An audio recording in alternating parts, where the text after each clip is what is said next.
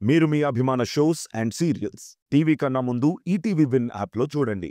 Download and subscribe to ETV win app. 99 రూపాయలు మాత్రమే.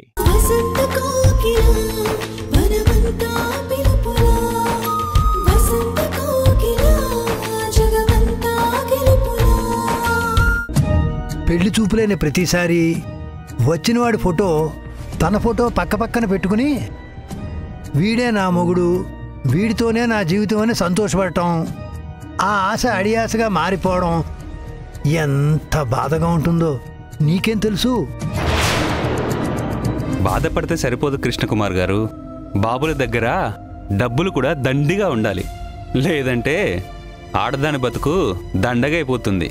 సురేష్ గారు, ఏంటి? నేనేం మీ ఫ్రెండ్ని ఉద్దేశించి చెప్పలేదు, లోకంలో జరుగుతుంది చెప్పాను అంతే. కాకుల్లో పొడుచుకు తినే లోకం గురించి మీరే మాట్లాడాలి. జ్యోతి, వాళ్ళ మాటలు అలానే ఉంటాయి, పట్టించుకోవాల్సిన అవసరం లేదు. నువ్వు వెళ్ళి బాస్తో మాట్లాడు.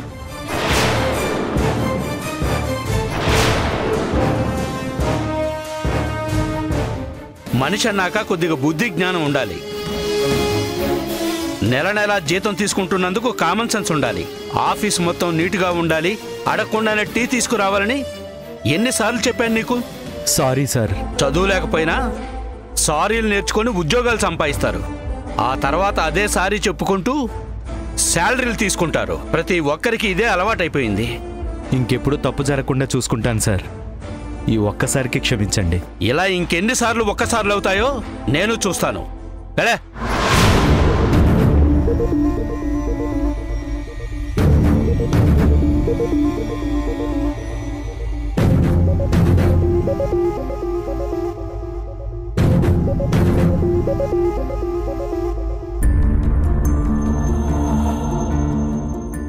Excuse me, sir. Yes, come in.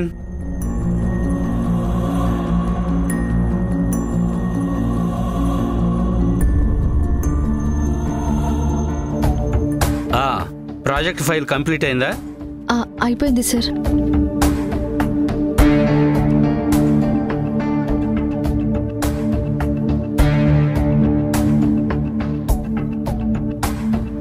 Sir, ఏంటి?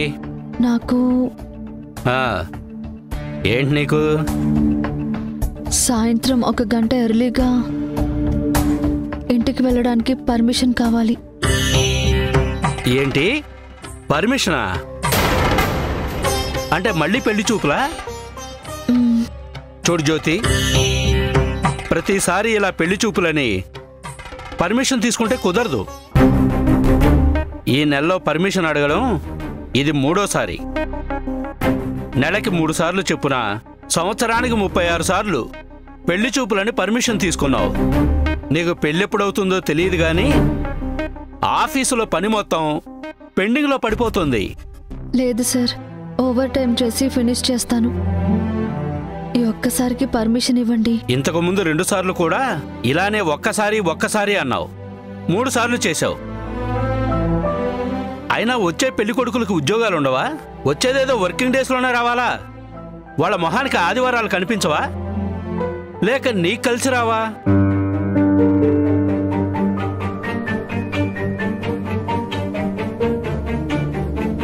సర్లే, మొహాలా పెట్టకు. ఆడపిల్ల అడిగితే పర్మిషన్ కూడా ఇవ్వని దుర్మార్గుడు మా బాసు అని ఆ దిక్కుమాలిన పేరు నాకెందుకులే గాని permission granted. Thank you sir. Thanks ఒకటే సరిపోదు. ఈ ఫైలు పూర్తి చేసి వెళ్ళు. Okay sir. పూర్తి చేయమన్నాను కదా అని పెళ్లి చూపుల హడావిడిలో ప్రాపర్గా చెక్ చేయకపోతే ఊరుకునేది లేదు. చిన్న మిస్టేక్ కూడా ఉండకూడదు. అలాగే సార్. You can go.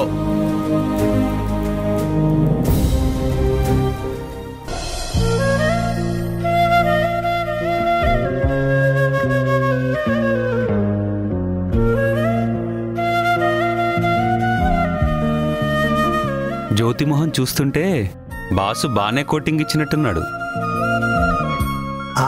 కోటింగ్తో పాటు పర్మిషన్ కూడా ఇచ్చినట్టున్నాడు సురేష్. ఇవ్వక ఏం చేస్తారు సార్? మన బాస్ మనసు మీలాగే వెన్నపూస. ఏదో నీ అభిమానం సరిత. బాస్ ఏమన్నారు జ్యోతి? ఎందుకలా ఉన్నావు? పర్మిషన్ ఇచ్చారు శ్వేత. కాకపోతే ఇదిగో ఈ ఫైల్ ఫినిష్ చేసి వెళ్ళమన్నారు. ఏంటి? ఫైల్ ఫినిష్ చేయాలా? దాని బదులు పర్మిషన్ ఇవ్వనని డైరెక్ట్గా చెప్పొచ్చు కదా. ఆయన బాస్ కాదు, గోస్ట్, రాక్షసుడు. మీకు నచ్చినట్టు చేస్తే దేవుడు, నచ్చకపోతే రాక్షసుడా?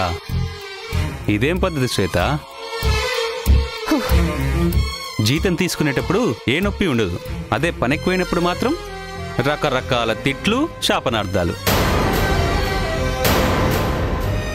శ్రద్ధగా పనిచేయడం ఎప్పుడు నేర్చుకుంటారో ఏమో. పనుల గురించి మీరే మాట్లాడాలి. ముందు మీరు నేర్చుకొని ఆ తర్వాత మాకు చెప్పండి. శ్వేత, ఆయన చెబుతున్నది పని గురించి మాత్రమే కాదు, పంచువాలిటీ కోసం కూడా. పెళ్లి చూపులు అనేవి జ్యోతి పర్సనల్ ప్రాబ్లం. టైంకి పని చేయడం ప్రొఫెషనల్ ధర్మం. ధర్మాధర్మాల గురించి ఇప్పుడు ఎందుకు? కానీ అసలే జ్యోతి వర్క్ గురించి టెన్షన్ పడుతుంటే మీరు ఇంకా భయపెడుతున్నారు. భయపెట్టడం లేదండి, తన భవిష్యత్తు గురించి చెప్తున్నాను. చిన్న చిన్న విషయాలకి ఇలా జ్యోతి టెన్షన్ పడుతుంటే పని కాదు, పెళ్లి కాదు.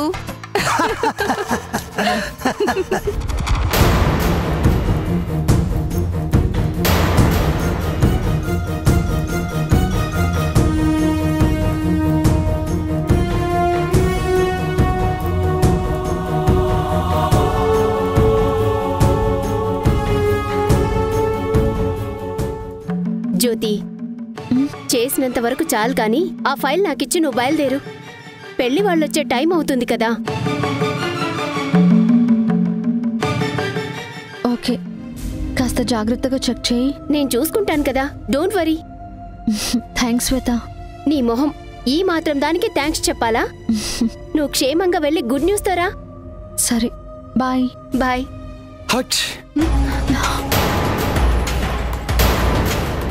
ఏంటయ్యా నువ్వు సురేషు? శుభమాని మన జ్యోతి పెళ్లి చూపురికి వెళ్తుంటే అలా తుమ్మేవేంటి? ఇది మరీ బాగుంది. తుమ్మొస్తే కంట్రోల్ అవ్వదు కాబట్టి తుమ్మాను. ఇది తప్పేనా? జ్యోతి, ఏదో అపశకునంలా అనిపిస్తోంది. కాసేపు కూర్చుని వెళ్ళు, లేకపోతే ఈ సంబంధం కూడా సమర్పయామి.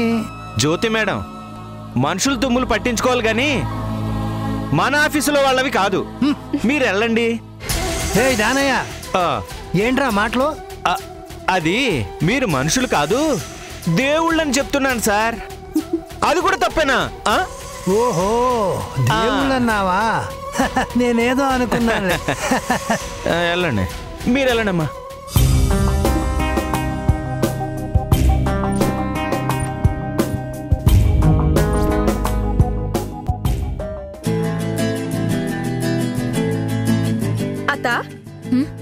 ఆఫీస్కి వెళ్ళలేదా? కొన్ని రోజులు లీవ్ పెట్టాను కావేరి. మా మామయ్య ఆఫీస్ కాబట్టి నీకు నచ్చినప్పుడు వెళ్ళొచ్చు, నచ్చినప్పుడు రావచ్చు. భలే లక్కీ అత్త నువ్వు. అయితే నువ్వు కూడా జాబ్ చేస్తావా? అమ్మో, నా వల్ల కాదు. నేను, మా ఆయన, ఆ తర్వాత పుట్టబోయే మా పిల్లలు, ఇది చాలు నా జీవితానికి. ఈ ఉద్యోగాలు, ఉరుకులు పరుగులు అంటే నా వల్ల కాదు.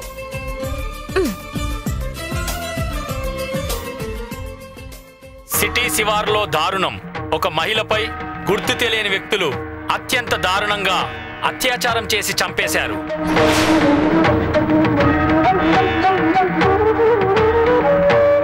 ఇంత దారుణానికి ఒడిగట్టిన ఆ మానవ మృగాలని కఠినంగా శిక్షించాలని బాధితులు, పౌరులు కోరుకుంటున్నారు.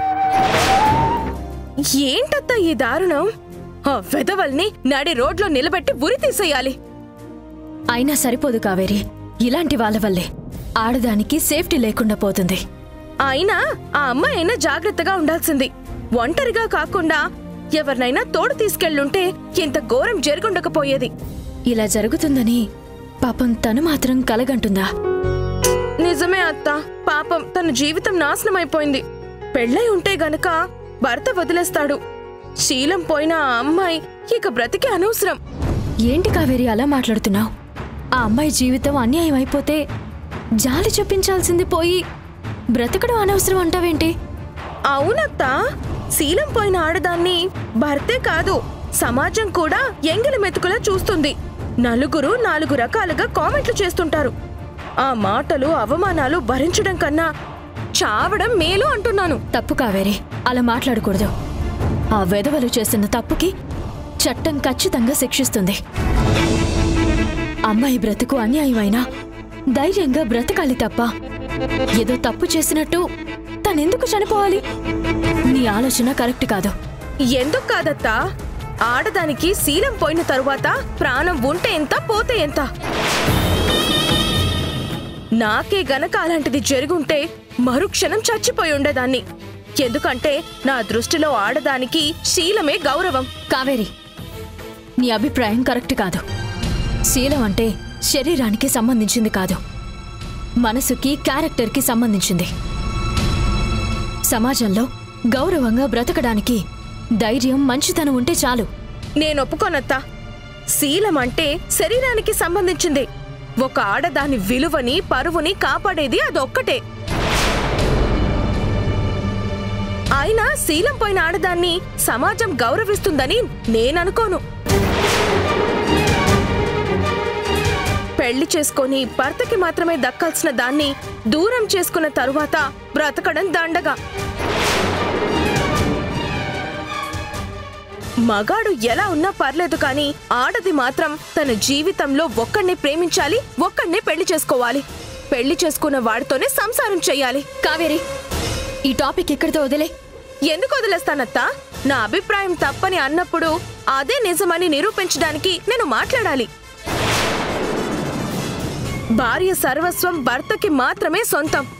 భర్త దూరమైనా చనిపోయినా గాని భార్య మాత్రం వేరే ఎవ్వరికీ ఆ స్థానం ఇవ్వకూడదు.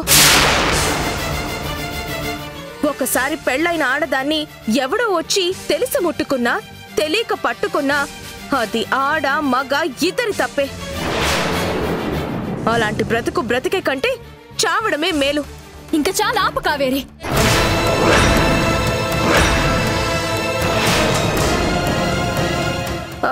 నీకెందుకు కోపం వస్తుందత్తా? నేను నార్మల్ గానే చెప్తున్నాను. ఎలా చెప్పినా సరే నీ మాటలు నాకు నచ్చలేదు. ఇంకెప్పుడు ఇలాంటి టాపిక్ ఈ ఇంట్లో మాట్లాడొద్దు. అందులో తప్పే ఉంది. ఒక ఆడది వద్దని చెప్తే అర్థం కదా. ముందుక నుంచి వెళ్ళు, వెళ్ళు.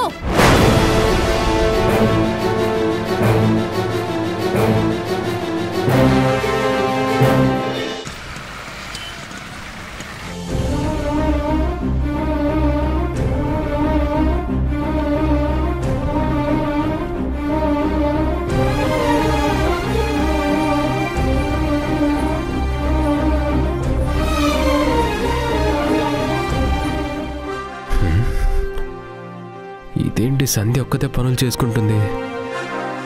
కావేరి అక్కడ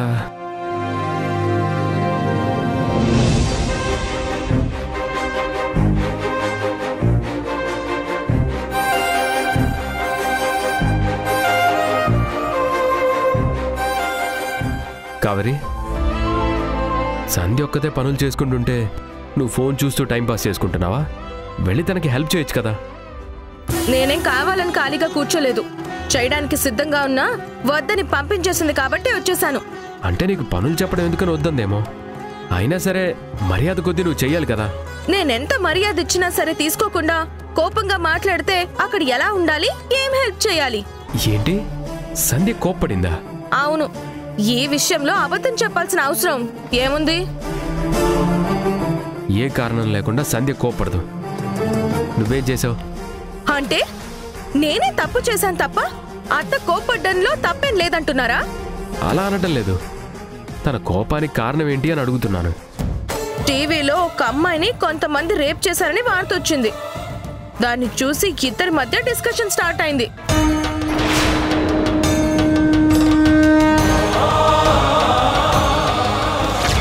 ఒకసారి పెళ్లైన ఆడదాన్ని ఎవడో వచ్చి తెలిసి ముట్టుకున్నా తెలియక పట్టుకున్నా అది ఆడ మగ ఇద్దరి తప్పే. వద్దని చెప్తే అర్థం కదా.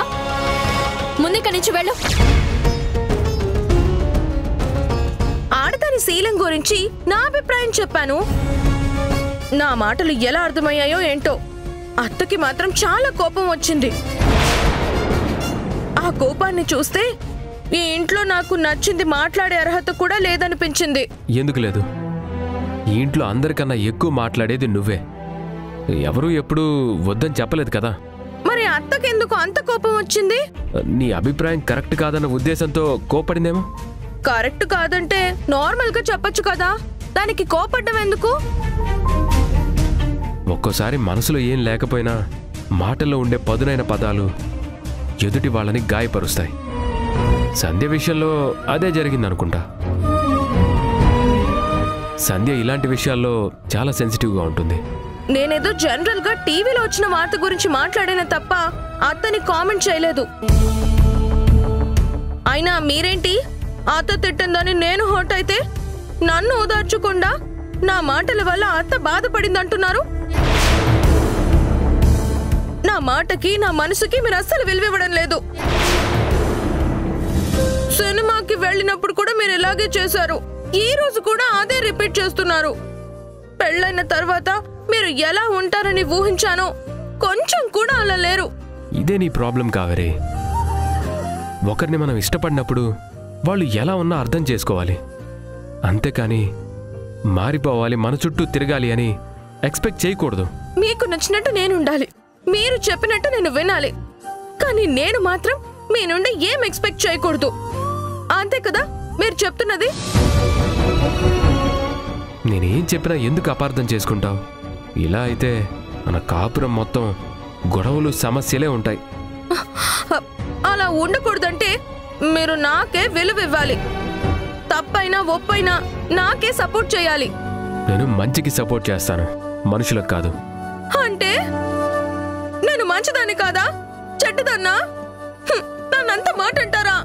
కావేరి, నేనేం అనలేదు. నువ్వు మంచి పని చేస్తే నీకే సపోర్ట్గా ఉంటానని చెప్తున్నాను. ఇంకెప్పుడు సంధ్యని నీ మాటలతో బాధ పెట్టద్దు. మా ఆవిడ మీద ఎప్పుడు కోపడద్దని చెప్పాల్సింది పోయి అత్తనేమనొద్దని నాకు సలహాలు ఇస్తారేంటి? ఈయన వరుస ఏంటో నాకేం అర్థం కావడం లేదు.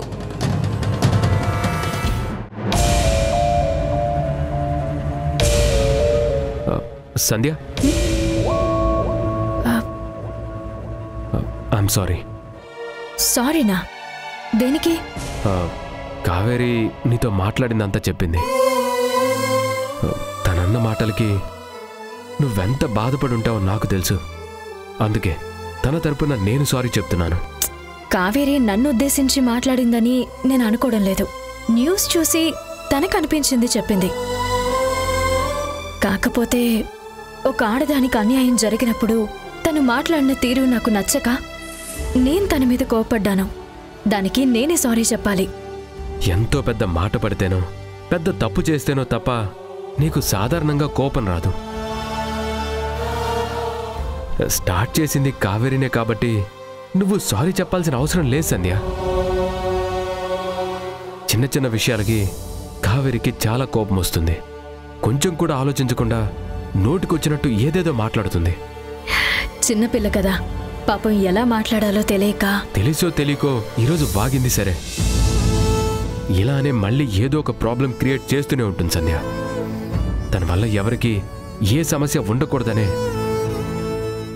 నేను ఒక నిర్ణయం తీసుకున్నాను.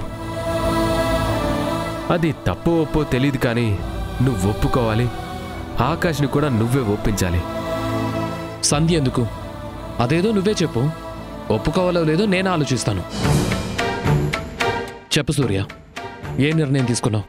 కావేరిని తీసుకొని మా ఇంటికి వెళ్ళిపోదాం అనుకుంటున్నాను.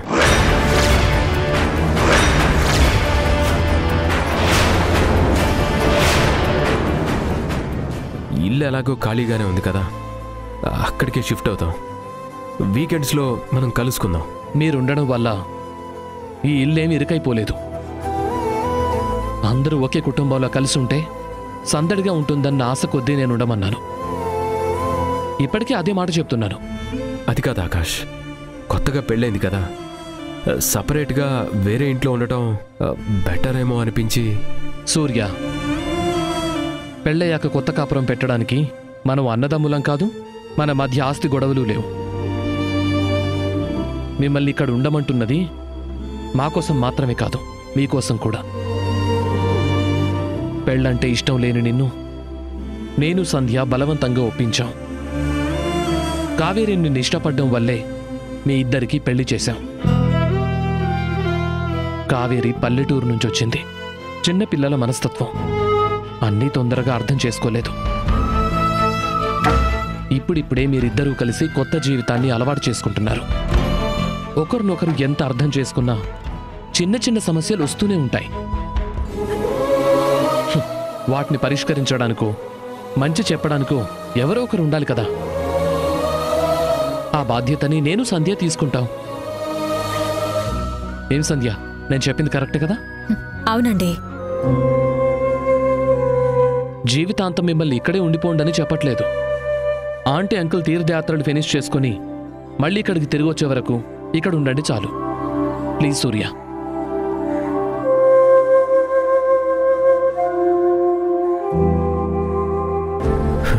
సరే Akash. Thank you Surya, thank you so much. Sandhya, నేను ఫ్రెష్ అప్ అయి వస్తాను. అందరం కలిసి భోంచేద్దాం. నువ్వు వెళ్ళి కావేరిని తీసుకురా.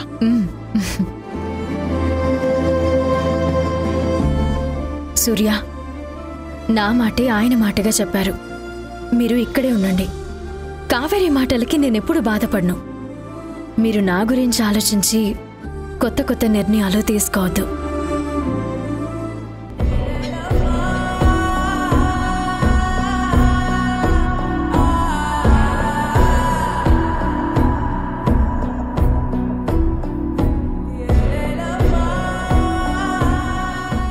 ఈ రోజుల్లో పెళ్ళైన ఆడవాళ్లు కూడా అంతకన్నా నీచంగా ప్రవర్తిస్తున్నారు కదా. ఇంకొకసారి ఇలా మాట్లాడితే